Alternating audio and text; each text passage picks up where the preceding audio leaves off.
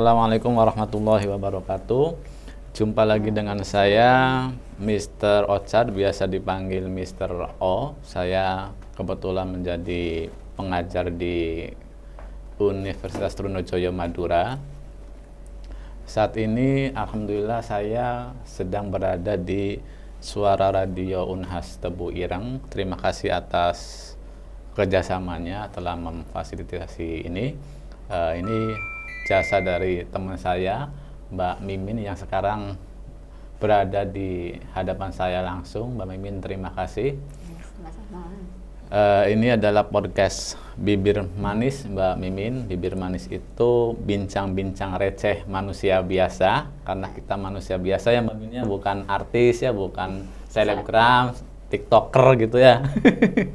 Nah, saya ada gerakan toko serasi, Mbak Mimin. Ya. Apa itu serasi?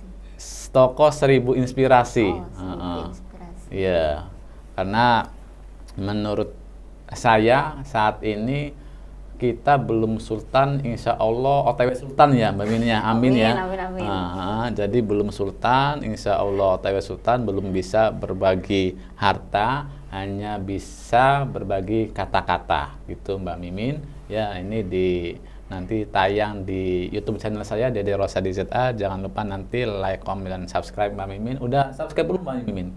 Oh, sepertinya belum. Belum ya? Oke, boleh nanti ya. Oke, saat ini seseorang perempuan yang luar biasa, gokil, keren, hebat ya, ada di depan saya, bernama Ibu Doktor. Amin ya, insya Allah OTW ya. OTW Mukminatul Suhri ya. SPD MPD ya, luar biasa. Jadi teman-teman, Mbak Mimin ini teman S2 saya dulu pas waktu di 11 Maret tahun 2011 sampai 2012 ya. Teman-teman yang seangkatan ada siapa? Ibu Zona, Ibu Nur Mutmainah, Ibu siapa lagi? Ibu Nunun di mana? Riau ya? Di Lampung ya. Ada juga teman kita S2 itu Pak Sendro sama Bu Galuh yang sekarang di India. Ya. Tolong salam buat Kajol Saruhan. Oke, semoga teman-teman kita sehat semua, sukses semua ya, Mbak Mimin ya. Amin. Mbak Mimin, terima kasih waktunya, udah meluangkan waktu ya dari kesibukan Mbak Mimin sebagai Kaprodi PBI Unhas ini, luar biasa. Saya masih dosen utama, Mbak Mimin sudah jadi Kaprodi aja ini. Iya ya. Tapi itu sebenarnya kayaknya terlalu menyanjung. Terlalu menyanjung gitu. Sebenarnya ya sama saja. Ya, sebelumnya ini saya ingin meluruskan nama radionya adalah Radio Suara Tebu Ireng. Radio Suara Tebu Ireng. Jadi kita sekarang sedang podcastnya di studionya Radio Suara Tebu Ireng. Ini miliknya Unhas ya. Dan biasa digunakan untuk prakteknya dari Prodi KPI. Kita jadi biasa menggunakan di sini. Jadi dulu pun juga sama, kami juga sering mengisi acara di sini. Apakah Suara Tebu Ireng ini khusus untuk Unhas, apa pesantren itu bisa memakai ini? Bisa, siapa saja yang ingin memakai di sini bisa. Cuman ini pemiliknya adalah pemilik dari Prodi KPI. Jadi untuk menyediakan ini tempat untuk praktek mereka. Gitu. Tapi kalau untuk pengisinya bisa dari berbagai pihak lah. Ya, banyak sekali. Apakah saya bisa nanti kesini lagi, Mbak Mimin? Semoga bisa kita agendakan lagi. Ya, podcast di sini. Ya. Jadi nanti kita harus berbaik-baik dengan mas-mas yang dari KPI dan juga Ibu Ketua ini lembaga untuk Radio Suara Tebu Ireng juga. Jadi kita harus sering berkomunikasi dengan beliau-beliau agar nanti kita bisa diizinkan lagi di sini. Insya Allah nanti saya minta WA-nya lah dan saya minta nomor GoPay-nya gitulah. Mbak Mimin kan sekarang menjadi Kaprodi nih, Mbak Mimin. Itu gimana sih Mbak Mimin ceritanya? Saya kaget, Mbak Mimin Kaprodi keren, gokil gitu kan. Ada teman saya S2, ya menurut saya sih udah nggak kaget ya, karena dengan prestasi akademik Mbak Mimin dulu pas S2 nggak seperti saya dulu kuliah, apa kerjaan saya? Mungkin teman-teman yang kaget, kok bisa ini Pak Dede Rosadi jadi dosen gitu. Jadi saya sampaikan Mbak Mimin dan teman-teman, bukan saya yang hebat Mbak Mimin, tapi doa orang tua saya yang dahsyat Mbak Mimin. Saya juga kaget sekali, wah ini ketemu dengan Mas Didi lagi, tapi sudah dokter gitu ya. Saya sama sekali tidak mendengar kapan Mas Didi mulai studi S3. Jadi saya justru tahunya waktu itu ada Mbak Aang itu, tapi terus Mbak Zuna karena kita masih sering keep kontaknya sama Mas Didi, memang kita benar-benar lost kontak waktu itu ya untuk ya ini. Alhamdulillah kemarin begitu tahu, oh iya sudah ini ada di area Jawa Timur ya, sudah kita pengen silaturahmi kembali. Ya di sini sajalah sepertinya tempatnya di Unhas, dan kebetulan ini suatu kebetulan saja tahun ini saya yang menjadi kaprodi di Prodi Pendidikan Bahasa Inggris. Jadi sebelumnya saya juga dosen biasa, berawal dari dosen biasa juga. Kemudian kaprodi saya naik tingkat menjadi sekretaris lembaga bahasa. Jadi akhirnya saya naik itu karena kaprodi saya juga naik. Jadi sebenarnya yang luar biasa itu adalah pimpinan-pimpinan kami. Nah, ini kan suatu rezeki ya kali ya, Mbak Mimin menjadi kaprodi kan, padahal masih menurut Mbak Mimin mungkin masih ada rekan-rekan Mbak Mimin yang masih menurut Mbak Mimin tuh ya ada kesempatan juga untuk menjadi kaprodi gitu kan. Ya mungkin karena dedikasinya Mbak Mimin nggak diragukan kali ya. Gimana prosesnya itu Mbak Mimin? Apakah ada nominasi pilihan dari 5 orang mengerucut ke 3 orang atau gimana Mbak Mimin? Kalau nominasi yang seperti itu misalkan 5 orang atau berapa orangnya itu tidak ada, tapi ada penjaringan itu kami harus ada jabatan fungsional, kemudian ada pengabdian di sini sudah berapa lama, itu biasanya yang lebih diutamakan di situ. Dan kebetulan saya itu adalah salah satu yang paling lama di sini di Prodi Pendidikan Bahasa Inggris. Kan kalau SK saya itu tahun 2013 pas pertama kali fakultas umum, khususnya Fakultas Ilmu Pendidikan itu baru didirikan. Namun karena pada waktu itu Prodi Pendidikan Bahasa Inggris hanya menerima 4 mahasiswa, akhirnya 4 mahasiswa itu dipindahkan ke prodi yang lain, sehingga untuk Prodi Pendidikan Bahasa Inggris pada tahun 2013 itu belum bisa mulai jalan ya. Jadi kami yang mendapatkan SK tahun 2013 di Prodi Pendidikan Bahasa Inggris itu baru mulai mengajar pada tahun 2014. Jadi kami dikumpulkan kembali oleh Gus Solah. Subhanallah sekali. Pada waktu itu Gus Solah langsung mulai. Gus Solah langsung.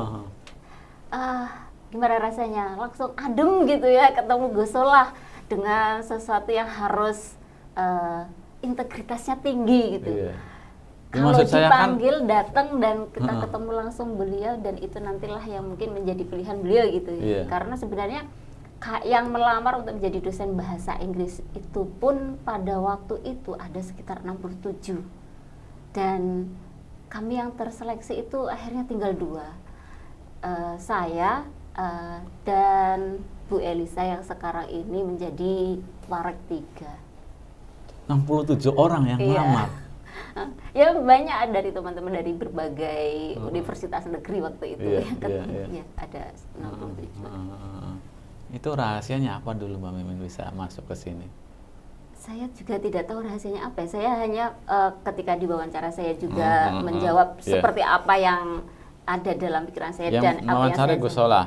Kalau yang mewawancarai Profesor Dr. Haris Supratno, jadi yang sekarang beliau menjadi rektor ini ya, ketika beliau mempersilahkan saya untuk mempraktekkan mengajar saya ikut, saya ikut praktek mengajar itu.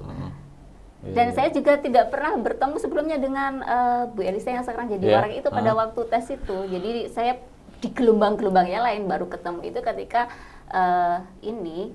ada pertemuan dengan Gus Solah di waktu itu di lantai 3 ini aula Unhas ini. Ya, waktu itu pertama kali kami diberitahukan untuk bertemu, dan alhamdulillah itu adalah suatu rezeki yang luar biasa, dan memang insya Allah rezeki saya ya bertemu dengan Gus Solah itu tadi berawal dari situ. Banyak rezeki lah dari fisik, psikis, ibadah dan seterusnya lah. Luar biasa. Saya iri dengan Mbak Mimin, irinya bisa memandang sosok wajah Kiai Gus Solah tersebut Mbak Mimin. Mbak Mimin apakah masih ingat wejangan-wejangan yang disampaikan oleh Gus Solah ketika meet up dengan dosen-dosen gitu? Ya, ada satu hal yang saya ingat bahwa Gus Solah itu ingin Unhas ini menjadi salah satu universitas yang memang bisa unggul gitu. Kalau saat ini kami masih belum sampai ke unggul memang. Sehingga Gus Solah benar-benar memfasilitasi kami untuk berkembang, karena istilahnya kami waktu itu memang diajak babat alas sama Gus Solah, dan Gus Solah memfasilitasinya. Jadi seperti hal-hal lain yang untuk kami itu pribadi finansial dari beliau. Jadi subhanallah sekali, Gus Solah ini memperjuangkan untuk Unhas dan juga untuk menghidupi kami. Jadi kami yang memang diajak berjuang oleh Gus Solah ini, kami diberi hak oleh Gus Solah sesuai dengan hak kami. Dan kami memang dituntut untuk melaksanakan kewajibannya. Meskipun sebenarnya Gus Solah tidak mendapatkan haknya, beliau yang berkorban. Jadi misalnya untuk finansial gitu, beliau yang berkorban dari pribadi beliau gitu. Ya, kalau saya mengingat hal-hal seperti Allah, merinding sekali saya. Dan itu tidak hanya 1M 2M gitu ya, ber-MM gitu untuk kami nih, untuk kami yang diajak berjuang untuk mendirikan fakultas umum tadi. Karena memang pada awalnya kan Unhas itu masih identik dengan kampus agama ya. Iya. Itulah yang saya ingat. Jadi memang cita-cita beliau ini Unhas untuk menjadi universitas yang unggul. Dan alhamdulillah cita-cita Gus Solah sekarang tercapai ya. Saya tadi lihat sekilas, luar biasa pembangunannya, gedungnya, kualitasnya juga. Ya, sebagian besar memang dari beliau langsung juga yang mau monitoring untuk pembangunannya. Langsung gitu ya. Jadi Gus Solah tuh nggak segan-segan turun tangan langsung gitu ya. Iya, beliau begitu. Beliau memang seperti itu. Allah yarham ya. Oke, Mbak Mimin. Mbak Mimin sebagai Kaprodi itu tugasnya apa aja sih Mbak Mimin? Tupoksinya tuh. Kalau saya sekarang Kaprodi yang melanjutkan ya, jadi tinggal melanjutkan yang sebenarnya sudah pernah dilakukan oleh Kaprodi saya sebelumnya. Ya, melanjutkan apa rencana-rencana strategi kami di PBI itu untuk kedepannya apa, rencana yang saat ini harus kami capai itu apa, itu yang harus kita realisasikan. Jadi ya meskipun tidak semua rencana itu pasti terrealisasi, tapi kita memasangkan target at least 90% dari rencana kita itu tercapai. Oke. Kalau boleh tahu visi misinya Prodi PBI apa Mbak Mimin? Untuk mencetak generasi milenial ya, yang berbasis dari pendidikan bahasa Inggris, nah kemudian dengan kekuatan berwirausaha dan otomatis dilandasi dengan kepesantrenan. Ya, itu memang, tapi itu memang sudah merupakan kepesantrenan dan wirausaha itu adalah sudah slogan dari Universitas Hasyim Asy'ari sendiri. Ya. Nah, dari beberapa program kerja kali ya, proker ya, yang telah disusun Mbak Mimin itu, menurut Mbak Mimin yang sekiranya sangat signifikan dan menurut Mbak Mimin itu ini tantangan bagi Mbak Mimin itu apa? Iya, tantangan ini kemarin kita bercita-cita ya untuk bisa mencapai akreditasi at least baik sekali. Tapi ya kami semua dari tim dosen dan juga mahasiswa tim Prodi Pendidikan Bahasa Inggris sudah berupaya dengan maksimal, semaksimal kami yang kami mampu, tapi tetap Allah yang itu menentukan. Dan itu belum bisa kami capai. Kemarin nilai kami memang kurang sedikit mungkin ya, kita masih mendapatkan nilai 285 untuk sampai ke baik sekali itu 300. Jadi di situ kita masih ada poin-poin yang kurang, terutama itu tadi dari kami itu SDM. Dari karena rata-rata memang kami masih S2 dan kami masih asisten ahli, belum ahli gitu ya, masih asistennya. Jadi di situ yang menjadi kekurangan poin dari kami. Kalau mahasiswa asing, alhamdulillah beberapa tahun yang lalu itu kita ada 7 mahasiswa asing. Iya. Jadi kita masih baik ini, masih baik, peringkatnya baik, belum baik sekali. Jadi itu sesuatu yang harus kita kejar. Iya. Pada waktu itu, padahal saya sempat jobless Mbak Mimin, nganggur gitu Mbak Mimin. Iya, karena kita lost kontak itu tadi masalahnya.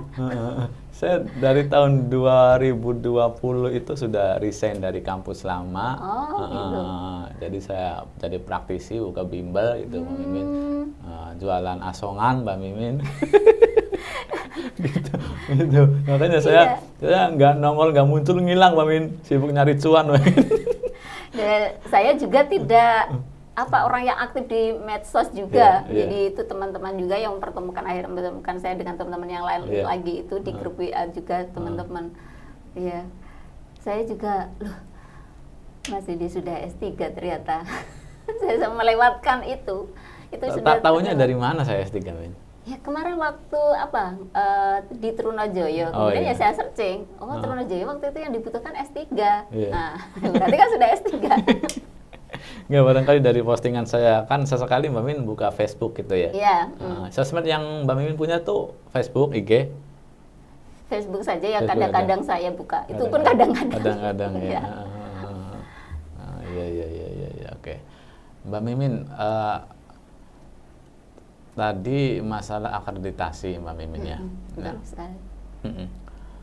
Menurut Mbak Mimin ya, apakah perbedaan antara pada saat kita kuliah dulu dengan mahasiswa sekarang Mbak Mimin? Kalau kita dulu waktu kita masih S2 itu kan kita cari internet aja harus ke kampus gitu ya. Kita harus tidur dulu di perpustakaan. Itu terutama saya.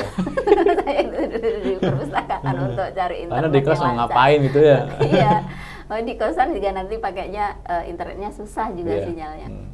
Nah, kalau sekarang karena ya terutama kemarin dampak dari pandemi COVID-19 ini, akhirnya tidak hanya mahasiswa, semua yang di level pendidikan tingkat berapapun itu supaya pasti sudah bisa memaksimalkan digital ini. Jadi sekarang kita masuk ke zaman digital ya, semuanya serba bisa kita akses. Namun ada hal yang tidak bisa kita akses dari sana sebenarnya. Pendidikan karakter tidak bisa mereka dapatkan secara online. Itu yang saya tangkap yang berbeda dari kita. Kalau kita itu dulu waktunya zaman manual terus offline terus itu. Tetapi dari situ kita lebih banyak mendapatkan pendidikan karakter dari situ. Jadi mungkin perbedaan yang mencoloknya di situ. Oke, tadi mengulas tentang pendidikan karakter. Memang karakter kita dulu seperti apa dan karakter mahasiswa kita saat ini seperti apa, Mbak Mimin? Kalau periode-periode yang online ini, saya merasakan lebih ke the way to communicate-nya itu yang kurang. Jadi kalau kita dulu misalkan ingin ingin SMS, kan dulu kita masih SMS ya, belum ada WA, SMS ke dosen pembimbing itu. Kita itu pasti suruh baca, Mas ini baca ini sudah bagus apa, sopan apa tidak ya. Kita itu diskusi dengan beberapa teman. Kalau sudah baru kita kirim. Kalau sekarang ya karena itu tadi pendidikan karakter kurang. Ketika WA ke dosennya, Assalamualaikum, gitu saja ada Assalamualaikum. Itu tidak ada terusannya Assalamualaikum. Nanti dan jamnya juga begitu, jamnya mungkin jam 10 malam atau jam-jam di kita istirahat. Kalau kita dulu kan pasti cerita ke teman-teman, jam segini kira-kira pantas ya enggak? Jam segini Bapak atau Ibu itu sedang istirahat apa tidak? Atau sedang mengajar begitu. Itu yang sangat berbeda. Jadi itu tadi karakternya itu tadi sudah berbeda. Karena tadi kita juga tahu, itu saya mengalami sendiri ketika mengajar online itu ya, di Google Meet banyak mahasiswa saya itu yang hanya ada di Google Meet-nya saja, orangnya tidak ada.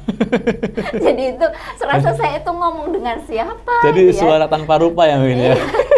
Jadi itu saya ngobrol tapi tidak ada, ya sudahlah yang penting saya sudah melaksanakan tugas saya. Gitu. Dan itu diakui, ada juga mahasiswa-mahasiswa yang jujur bahwasanya, Miss, saya sebenarnya kalau online itu kenapa kok saya tidak pernah paham? Saya itu selalu tidur. Dan itu ada mahasiswa yang langsung japri ke saya seperti itu. Iya. Oke. Dan yang lucu juga, Mamin, kadang gini, Mamin. Ada mahasiswa itu pernah WA ke saya itu ya. Itu kan saya memang belum sempat balas gitu, Mamin. Itu mereka nggak sabar, Mamin. Kalau belum dibalas gitu. Iya. Ya diulangi terus, Mamin. Jadi dikirim lagi tuh, Mamin. Iya, betul. Dan mereka juga ini tanpa identitas, mungkin dikiranya kita itu sebagai dosen selalu menyimpan nomor-nomor mahasiswa gitu ya. Oh ya, ini adalah ini adalah ini gitu. Nah, padahal kalau kita zaman dulu itu kan ngomong dulu saya adalah semester sekian, jurusan apa, mahasiswa jenengan di mata kuliah apa, itu sedetail itu baru kita ngomong tujuannya dan seterusnya, panjang sekali itu. Makanya kita perlu tadi diskusi dengan teman-teman lain, kalau seperti ini sudah pantas apa belum. Dan itu sangat jarang saya temukan ketika suasana kelasnya itu sudah online seperti ini. Untungnya Mbak Mimin belum pernah menemukan mahasiswa yang WA kita, perkenalkan Pak, nama saya Siti dari jurusan Mojokerto Surabaya. Nggak ada ya? Oh iya, betul sekali. Belum ada. Jadi sampai seperti itu. Kadang cuma Bu gitu, Bu titik-titik. Tidak ada lanjutannya. Kalau baru saya jawab iya, baru nanti Bu ada bla bla bla bla dan lainnya. Oke gitu. Oke, Mbak Min, kita ke sesi kedua nih ya. Terkadang gitu ya, dosen ngumpul ngomongin mahasiswa, mahasiswa ngumpul ngumpulin dosen gitu ya. Oke, Mbak Min, kita ke sesi kedua di podcast kita adalah tell about sad story, I think ya gitu. I would like you to tell about your past story, sad story, I think the inspirational story gitu, Mbak Mimin. Tahun 2011 kita sama-sama mengawali kuliah ya, S2 di UNS. Kemudian beda semester yang kita kemarin lulusnya ya Mas ya. Saya lulus duluan ya. Oh iya. Sepertinya begitu. Apa bareng ya? Bareng ya. Cuma beda pembimbing. Iya, oh iya sih. Berarti kita sama-sama 3 semester kemarin ya. Iya, 3 semester. Itu karena saya kenapa bisa 3 semester? Karena saya habis patah hati. Oh, jadi harus itu ya. Berarti beda dengan saya. Saya kenapa bisa 3 semester? Karena saya pengen cepat menikah waktu itu. Oh gitu. Kebalikannya berarti ya. Oke. Berarti udah ada yang lamar itu. Iya, jadi saya waktu mengerjakan tesis, waktu saya sedang melakukan penelitian itu saya dilamar. Jadi bulan April itu saya dilamar, tapi saya sedang mengambil data. Kemudian saya targetkan harus segera selesai gitu. Selesai. Tolong mahasiswa ini harus nonton ini ya. Ini untold story ini ya dari kaprodi kita ini ya. Tolong Mbak Ilma di WA di Japri ya, suruh nonton Suara Tebu Ireng ini. Ya silakan. Ya, jadi ya tadi itu pada saat mengambil data selesai, saya mentargetkan harus segera selesai nih.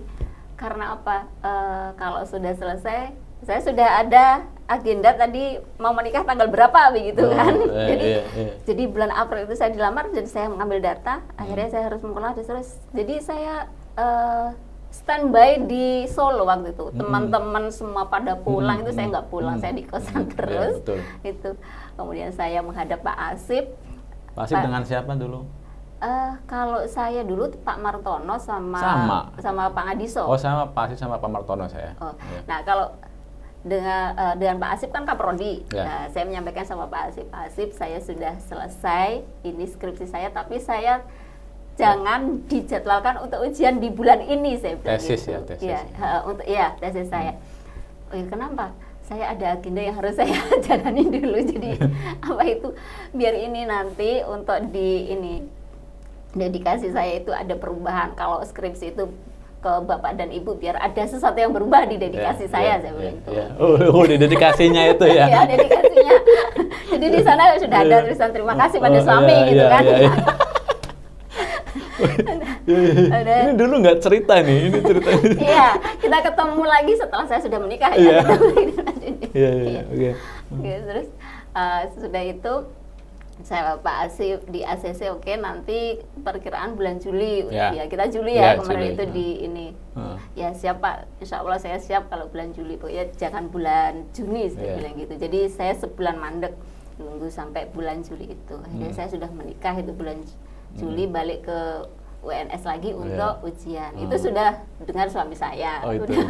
Ujian itu. Pantas jalannya beda Pak Yusida. Iya, jadi ceritanya begitu. Nah, akhirnya kan ketika setelah menikah itu pikiran saya berarti saya sudah menjadi tanggung jawab suami saya, dan apa-apa itu harus saya konsultasikan dengan suami saya. Akhirnya ketika suami saya memboyong saya untuk ke rumahnya, ya saya ikut. Di mana itu? Ya, di Brebes. Ke Brebes. Ya. Oh, tanggaan kita ya? Iya, sebenarnya tanggaan ya, Cirebon Brebes. Saya pindah ke Brebes. Nah, mulai dari situ, dari tahun 2012, akhirnya kan saya hamil anak pertama. Saya off dari semua aktivitas. Saya off dari semua aktivitas karena memang hamil pertama mungkin ada kondisi-kondisi yang berbeda-beda yang dialami oleh ibu-ibu itu ya. Nah, saya itu termasuk yang kondisinya sangat lemah sekali. Jadi yang namanya pingsan itu bisa berkali-kali itu dalam sehari. Jadi pada saat hamil itu nggak bisa kemana-mana. Nah, saya jalani itu sampai ya mau melahirkan. Nah, ketika usia sudah 9 bulan, ternyata saya sudah kontraksi-kontraksi. Begitu nyampe ke dokter, anak saya tidak ada. Nah, di situ ya sudah saya melahirkan normal. Setelah itu rasanya gimana ya, kalau orang pulang dari rumah sakit, orang yang baru melahirkan biasanya akan menyanding anaknya. Ini tidak, saya untuk pergi ke makam anak saya saja belum mampu untuk jalan ke sana. Jadi apa yang saya lakukan setiap hari hanya nangis, dan setiap kali keingatan itu hanya nangis. Sampai karena di sana itu budayanya saya baru boleh keluar dari kamar itu sekitar 40 hari ya, dengan berbagai budaya di Brebes lah di situ. Saya rasanya gimana? Stres bercampur semuanya lah, dan masih belum bisa move on itu tadi. Belum bisa move on dengan situasi itu tadi. Ya, akhirnya saya hanya berdiam diri di kamar terus. Sepertinya itu tidak mau bertemu dengan siapapun saya itu. Jadi kebesaran hati suami saya, mertua saya, dan saudara-saudara ipar saya itu ya, yang tidak memberikan celotehan A, B, C, D seperti cerita-cerita di film atau di sinetron kalau keluarga dari mertua itu selalu jahat gitu ya. Saya sangat bersyukur sekali di situ. Dengan terpuruknya saya dengan kondisi yang seperti itu tadi, jadi mereka semua itu menerima saya dengan apa adanya, ya sudah gitu. Terutama suami saya. Jadi hanya akan melihat saya di kamar, ya ukuran kamar berapa gitu ya. Jadi itu dunia saya setelah melahirkan di situ saja. Nah, sebenarnya itu remuk redam semuanya sampai yang namanya bosan ya apa dan seterusnya. Itu ini campur aduk jadi satu gitu. Tapi ya kembali akhirnya lama harus menerima keadaan bahwa anak saya sudah tidak ada gitu. Dan untuk bisa kembali memiliki anak lagi kan itu sebuah proses dan juga amanah kalau jika diamanahkan itu. Sampai mertua saya, almarhum Abah itu meminta saya untuk mengajar karena kebetulan Abah itu kan punya yayasan juga di sana. Saya bilang kalau saya tidak mampu untuk mengajar anak-anak kecil, saya bilang gitu, mau tingkat SD, SMP, MI, SMA ataupun yang sederajat, saya tidak mampu. Karena memang, kenapa saya bilang tidak mampu? Saya tadi masih belum bisa move on. Ketika ngelihat anak-anak, itu saya masih teringat, ya kuburan anak saya yang teringat itu. Dan saya bilang saya ingin mengajarnya itu dengan paling tidak mahasiswa, karena saya pernah pengalaman mengajar di kursusan kampung Inggris gitu kan. Saya bilang begitu, akhirnya dengan ya sudah diterima lagi ya sama keluarga besar itu. Ya mungkin tidak akan semuanya seperti itu memperlakukan mungkin ya, tapi itulah saya mengungkapkan. Jadi selalu saya lewatnya ke suami menyampaikan ke keluarga besar karena memang masih keluarga besar ada di satu lingkup itu tadi. Ya, Suatu ketika saya pengen melamar kemana? Ya pokoknya di universitas lah biar saya tidak stres. Oke, diperbolehkan. Kebetulan saya melamarnya waktu itu ke Universitas Muhammadiyah Purwokerto ya. Waktu itu dapat link dari Pak Ngadiso. Yeah. Sebenarnya saya tahu raut muka dari Abah almarhum Abah mertua saya itu tidak ikhlas saya ke sana. Tetapi karena biar saya itu fresh ya, saya dipersilahkan saja, sudah diantar. Jadi suami saya disuruh mengantar, kakak ipar saya yang nyopiri di sana saya diantar. Nah, ya kemudian karena mungkin ya mungkin itu akhirnya saya tersentuh dari situ. Ada celetukan, ini mobilnya loh bergambar posternya Gus Dur, masuknya kok ke sini gitu sama dia gitu ya. Rasanya panas, nggak bisa ngerokok, celetukan seperti itu. Akhirnya saya berpikir lagi, merenung lagi. Akhirnya pas waktu tiba liburan, suami itu liburan, saya bilang karena memang saya benar-benar stres, bisa diberitahukan ke keluarga, kayaknya kondisi Mimin ini perlu refreshing dan seterusnya, dijauhkan dari sini seperti itu. Akhirnya Abah mertua ini kembali lagi, Abah mertua yang mendanai segala sesuatunya, jadi memberikan dana. Ya sudahlah, pengen kemana. Waktu itu suami, ya sudah kita ke Malang saja karena suami saya itu alumni Malang gitu ya, dari Kanjuruhan. Oke, difasilitasi oleh Abah mertua ke sana. Nah, di Malang saya berhubungan dengan seseorang ya seperti adik sendiri gitu. Mbak, ini di Unhas sedang membuka lowongan dosen. Saya tidak tahu, saya sama sekali tidak pernah akses medsos dan seterusnya ya. Jadi dari itu tadi, dia dulu juga ini kuliah di sini begitu. Waktu saat memberitahukan saya, dia juga berstatus sebagai mahasiswi S2 sini. Akhirnya saya itu kirim lamaran ke sini.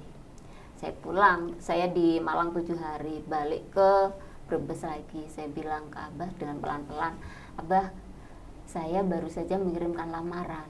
Kemana? Ke Tebu Ireng, ke Unhas. Raut wajah Abah ini sudah berbeda sekali ya. Kayaknya ada syukur sekali gitu.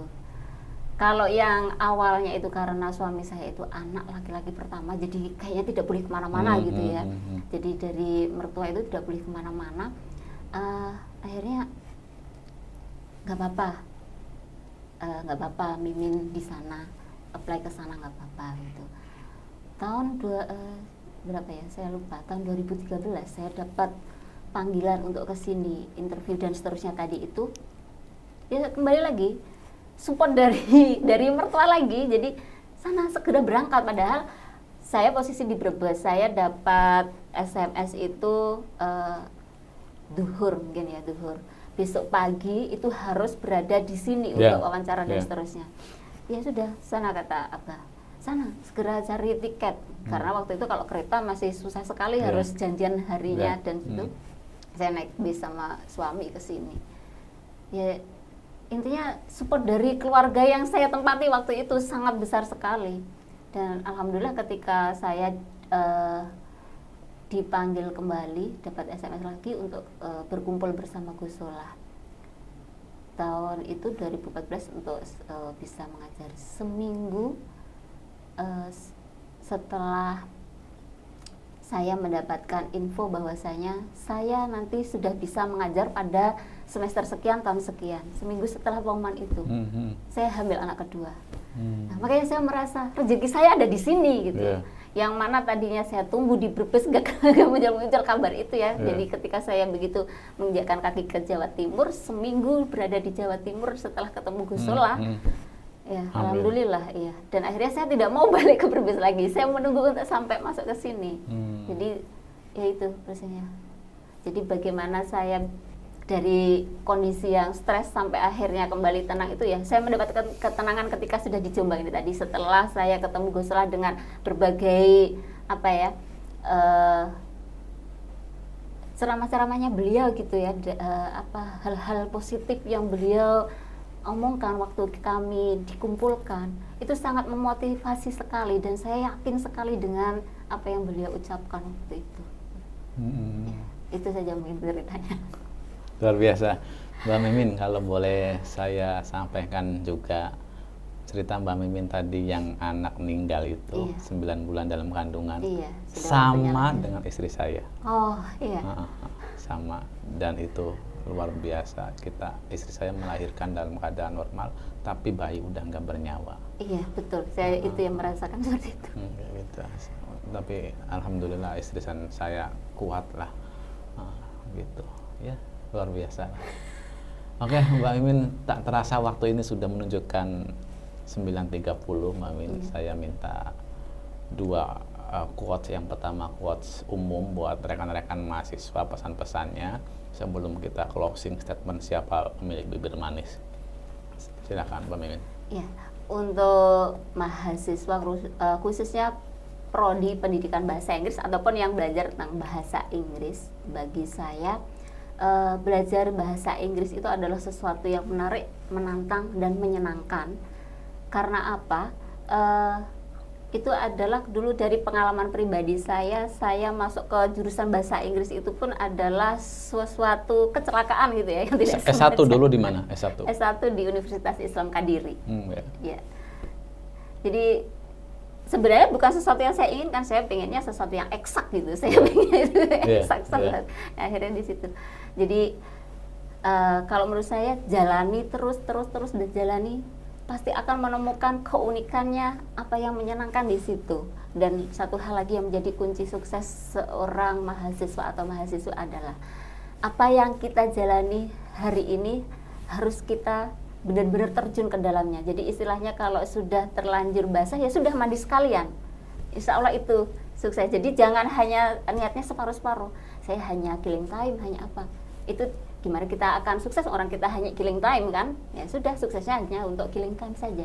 Jadi itu tadi, kalau menurut saya apa yang kita jalani itu kalau sudah terlanjur basah ya sudah mandi sekalian. Oke. Jadi bisa disimpulkan kuat dari Mbak Mimin, kalau sudah memilih silakan difokuskan. Iya, gitu. Betul. Oke, selanjutnya closing statement Mbak Mimin, siapa pemilik bibir manis menurut Mbak Mimin? Suami saya. Kok bisa? Karena kesuksesan dari apa yang saya lakukan sebagai seorang dosen itu tidak pernah lepas dari doa dan juga ucapan-ucapan dan juga motivasi dari suami saya. Itu kalau dari saya pribadi seperti itu. Ya. Jadi saya pengen ketemu deh sama suaminya Mbak Mimin, saya pengen belajar jadi suami yang baik gitu ya. Saya kira Mbak Mimin bisa sepatah dua kata disampaikan untuk suaminya Mbak Mimin. Iya, untuk suami saya yang sudah rela berkorban banyak sekali sampai hari ini ya, dari waktu di Brebes sudah mau sertifikasi tapi rela untuk resign demi mengikuti saya, demi membahagiakan seorang Mimin gitu ya. Jadi bagaimana bahagianya saya, katanya bahagianya dia begitu. Saya sangat berterima kasih sekali dan sampai saat ini selalu membimbing dan membersamai saya. Terima kasih sekali, luar biasa. Kayaknya memang apa yang telah diberikan oleh Allah itu tidak akan pernah salah. Ya, terima kasih. Sedalam-dalamnya itu tidak bisa dengan kata-kata hanya terima kasih. Jadi benar-benar apa yang saya lakukan ini adalah tidak hanya kerja saya, tapi kerja saya dan suami. Itu. Luar biasa. Jadi mungkin saya bisa simpulkan romantic quotes ya. Untuk pasangan itu ya, suami istri ya. Jadi bahagiaku kalah dengan bahagiamu. Luar biasa. Tepuk tangan buat Mbak Mimin. Mbak Mimin, terima kasih banyak Mbak Mimin. Nice to meet you. Saya harap pada waktu lagi bisa kesini lagi. Saya tunggu undangan selanjutnya Mbak Mimin. Insya Allah, insya Allah. Teman-teman, terima kasih atas perhatiannya. Jangan lupa like, komen, dan subscribe YouTube channel saya, Dede Rosa di ZA, podcast saya Bibir Manis, agar supaya dapat menarik gitu teman-teman ya. Terima kasih. See you. Wassalamualaikum warahmatullahi wabarakatuh. Assalamualaikum warahmatullahi wabarakatuh.